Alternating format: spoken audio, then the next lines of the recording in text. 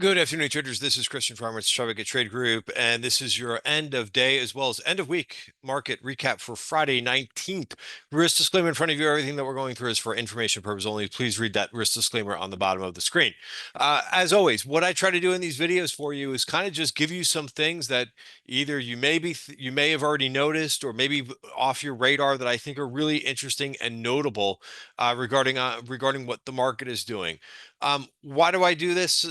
To kind of go over some things that maybe aren't on your radar, because I think social media and some people that you may follow on social media are very narrow in terms of scope. So I try to give you things that may be a little bit out of the box, that are doing pretty well that you may not have thought about, and to kind of generate some trading ideas. And so let me get through the price action of the day, because it was quadruple witching. As always, this is one of the biggest volume days of the year, not just because it's monthly options expiration, which usually are a little bit larger for these quarter ends, in September, December, March, and June, but it's also because of the index rebalancing. I went over that in yesterday's video, so I'm not going to do that. You could watch the end of yesterday's video where I talked about, a couple examples of how index rebalancing works. Let's talk about the performance of the day. So I'm going to just talk about this top box in here first. Very interesting. You had the Qs, very nice outperformance once again, up 0.7 of a percentage point. Yes, we are getting overbought. RSI is now over 70 for the Qs. But look at the underperformance in IWM and IWC today. So small caps, micro caps, underperformed quite a bit. Bitcoin has the cryptos really, there's been other plays in the crypto areas that have been outperforming a bit than the actual cryptos, meaning like some of the mining companies. Coinbase had a real nice day yesterday, for example. MSTR did as well. We know some of these crypto names are sourcing have other energy sources like IREN, so it's kind of flipped the switch for some of these names. But as far as the cryptos have been going, they're kind of, most of them are just kind of like locked in a range for a bit. So I find that interesting. Also, gold had another big day, and look at the gold miners. Again, I'm just going to bring this up for a second because I know there are people who talk about gold miners, but there's not a lot of them. And look at what the gold miners are doing. I know all the attention for social media is probably on all the uranium names, which good reason. OKLO had an amazing day and had an amazing week. I will go over that performance with you in just a second. But there's other things too that are moving with big momentum. Hence, the gold miners have been doing it all year long, up a huge 5.2% today. Silver miners had a big day today too, up 3.8%. Let me go back to IWM for just a second, right? I saw a lot of posts that were getting attention with IWM getting to new highs. Remember what IWM likes to move on. It likes to move on catalysts, right? And mainly these catalysts are economic data or the Fed days. That's where you see the biggest moves in IWM. If IWM is going to continue to run, you're going to need this guy to get going, right? Which is teal, in my opinion, right? I think if bonds go higher, so will IWM. If bonds continue to do this, where they start and they stop and they're really sideways right now. This is, and I'll show you the weekly chart of this as well, right? We are just locked in a range. And by the way, like this looks pretty, like if you look at this chart going back in time here in TLT, you might say, hey, this is onto something. We're basing here. That's true, but sometimes bases can take years to resolve themselves, right? So for example, right now that we did the zoom out, let's zoom in here for a minute. I am not doing anything with in TLT until I see a break out of the range, right? We've been inside this value area besides the beginning of the year for the better part of this year. We've been going sideways, right? We have been having some nice little rallies, but then the rallies fade and then the price action goes the other way. Hence, we did this back in April as well. A move to the top of the value, stall, move all the way down to the bottom of the value. We leaked a little bit lower, and since then we've been gliding up here. But really, there's no signal I see in my charts, right? Until really we get over this 200 period moving average and out of the value area for the year. So unless you have some other big economic news, like maybe, inflation falls like really, really fast, right? Or the Fed coming in and saying that they're going to need to do an emergency rate cut. You're going to see starts and stops with IWM, right? And we've already had a nice move. So here's the move down. Now, I would say the positive thing here with this underperformance today in IWM is you're just kind of coming back to the 5-day moving average. So I think that this could still grind higher. I'm just not sure that we're going to see market leadership for more than like a couple days in IWM. But I'll continue to watch, and we'll see how this plays out. I'm just going to go through the other indices quickly. There's really nothing majorly here to analyze, except for the fact that I think what you've heard me say, and probably about 10 videos this week, sorry, not this week, 10 videos this month, is that we started off the month of September exactly like we started off the month of August. We went down, and then we started like just as soon as we went down in the beginning of the month, we went higher. Now we are now looking different than what we did in August. Now, does this and as I mentioned, we're overbought. Look at the Qs. I think that the RSI is a 74. So even though there's no break of the trend is looks great, we're above the 5-day moving average, but we've got the weakest seasonal month of, I believe, of the year, right? And that goes with what I talked a little bit about this in yesterday's video. Rosh Hashanah and Yom Kippur. That's an age-old saying in Wall Street: sell Yom Kippur, buy, which is on Tuesday, buy Yom Kippur, which I think is August 4th. So keep that in mind. Even though the charts look great, what I did today was I added a hedge just for that trade, right? Just in case, because the way that I've tried to add hedges over time, I have not been great doing it. And sometimes I'm too relaxed. I'm like, yeah, next week is a weak seasonal week, but I don't see anything in the charts telling me to sell. That's fine, and that's the same thing, but sometimes the volatility will come at you quick.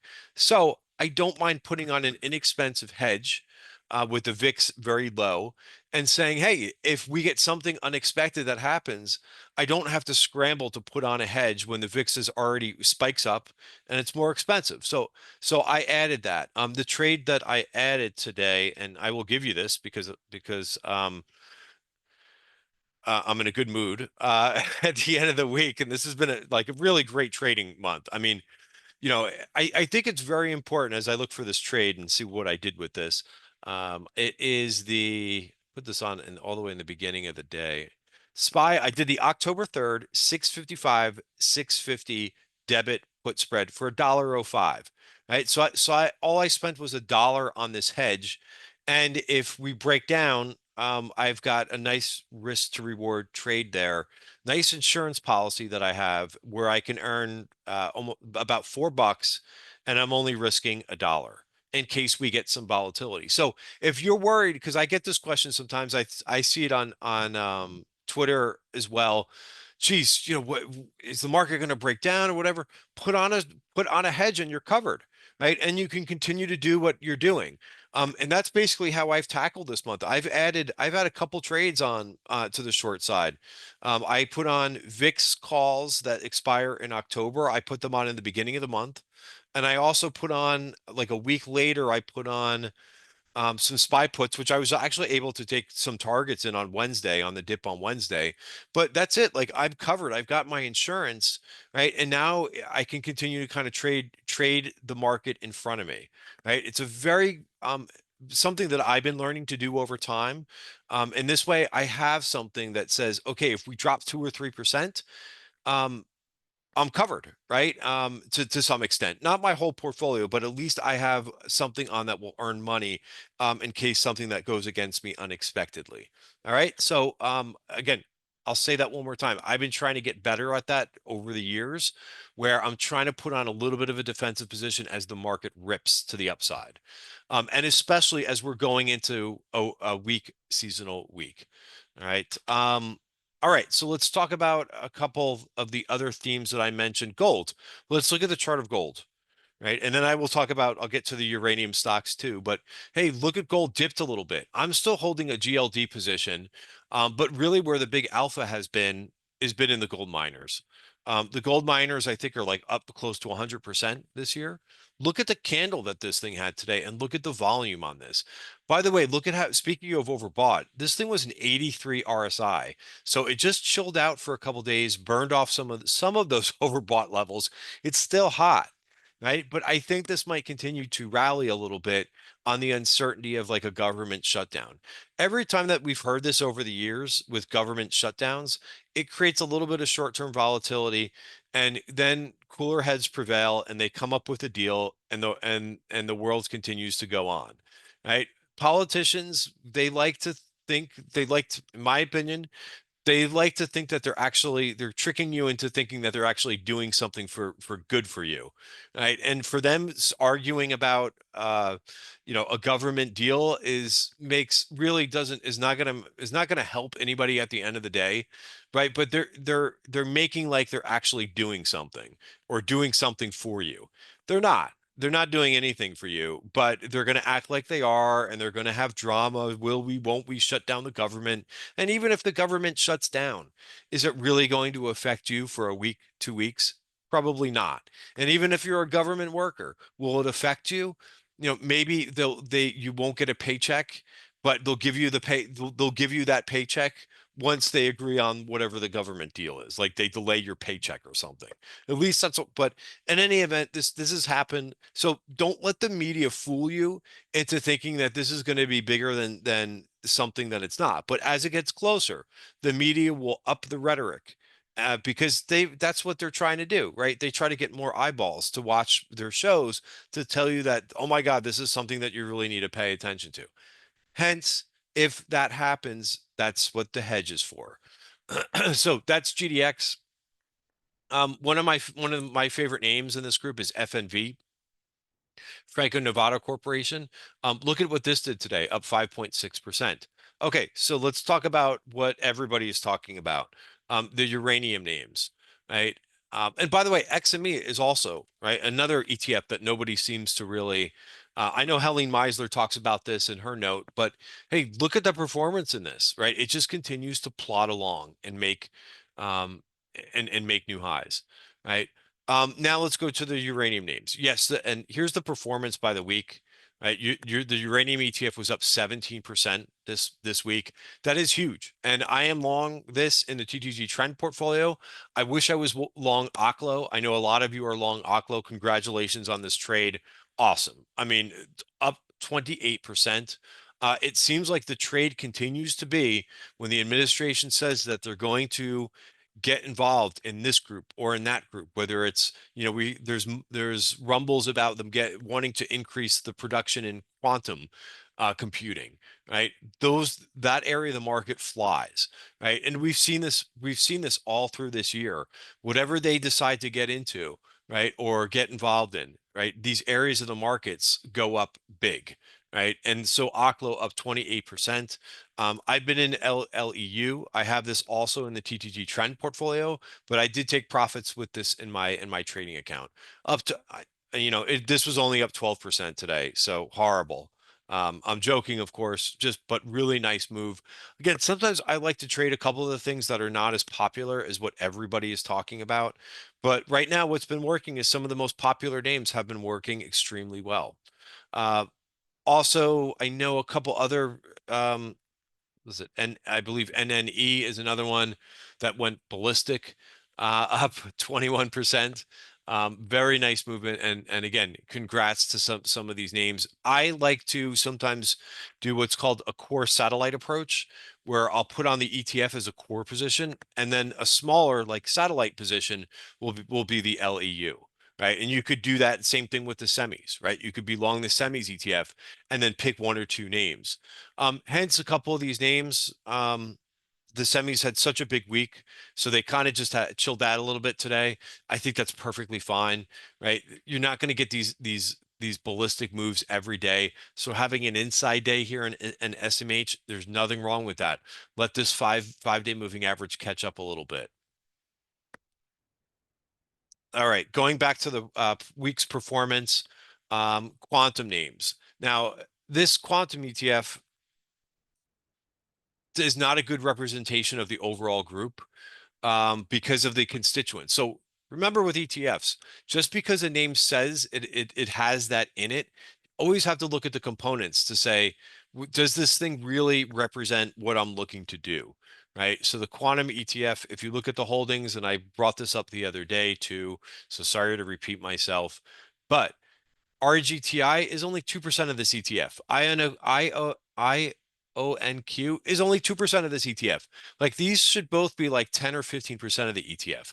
Look at the other names in here. MDB, Intel is in here. Intel is almost the same weight as IONQ.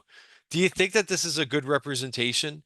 Now, some of these names have been doing pretty well too. Intel obviously had a big week, but I wouldn't really consider Intel a quantum computing stock, or at least a pure name in that group. Lam Research, Lattice Semi, Taiwan Semi. So I think you know what I'm talking about here is always when you go into one of these ETFs, or when you're looking at one of these ETFs before you purchase it, take a look at the top holdings. You may be able to better construct an ETF yourself, right? By going long RGTI, IONQ, and I'll bring up these charts as we're going through this, but going long RGTI, which unbelievable performance. I thought these things were all down pre-market, by the way. It looked like they were going to take a little bit of a relief today. IONQ, the one that got going yesterday was, or I shouldn't say yesterday, this week had a big week, was QBTS. The one that got going today was QUBT, which had some big option activity to it. But you could use those four names, and if you want a little bit more diversification, you can add in an IBM, which I am still long, by the way. That's kind of been my under the rate. Should really be an under the radar way to play it. Maybe a less volatile name to way to play it, right? And then Google is big, and Google has some quantum computing going on too. And look at what this name has done. Right, unbelievable. We had some news right at the close today in Oracle getting another contract per se, possibly from Microsoft, $20 billion. We This was a really great observation that we made at the end of the day, and a fellow trader in Tribeca Trade Group actually made this observation that Oracle seems to be winning a lot of cloud business over Amazon. And if you rewind and you go back to the last quarter, the earnings call, it was kind of the same thing. We heard this from Microsoft saying that they're gaining a lot of business from Amazon. So I'm not well versed in this stuff as much as maybe many of you are on cloud computing, and I don't know why Amazon is losing business, but it seems like Oracle's winning a lot of business right now. And this is not a bad, like, this was the move on earnings.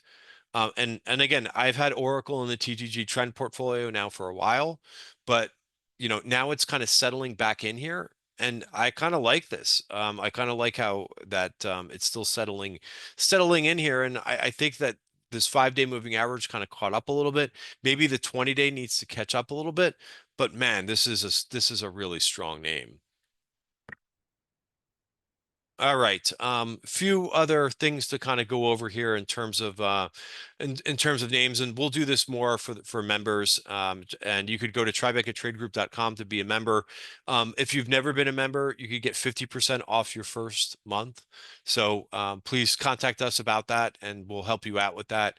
But this has been like I said, what I try to do on a weekly basis is basically in the weekend video is to give names that, or give a layout of what is expected for the next week, and I kind of come at it very objectively so that you can come to your own conclusions. I give you the events to watch for the week. We talk about seasonality. We talk about some things that you could do in your portfolio to help you, to if you're really worried about things.